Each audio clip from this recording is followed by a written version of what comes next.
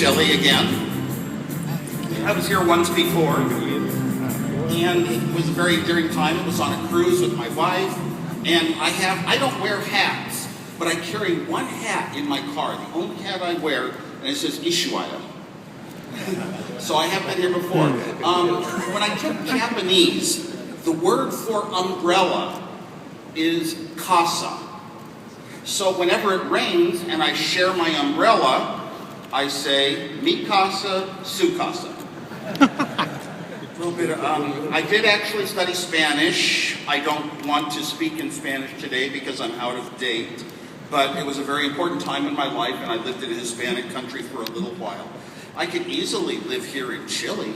The technology, awareness and acuteness, and companies like Entel and all the fine sponsors here are right up to date with anywhere in the world, including Silicon Valley back in the United States. I'm going to tell some stories about how we formed this company. Two young kids in their young 20s with no money, no bank accounts, no relatives or friends that were rich and could supply us with resources. We just had our thoughts, our desires, our wants. We had our hearts and our passion too. The story of technology is very well told all over the world now because we all use it. We all experience it. But the story of technology to me often relates to humans and technology, and which is really the more important, and how do we emphasize the importance of the human? And that comes out in consumer goods, which are kind of ruling the world today. I grew up with an electronics childhood.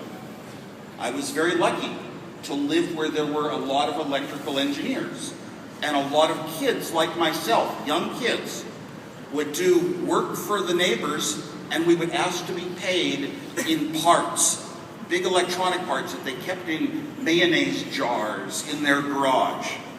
And we got into reading electronics magazines and learning how to build with soldering irons and twisting wires together, how to build little devices that made us feel special, that almost very few of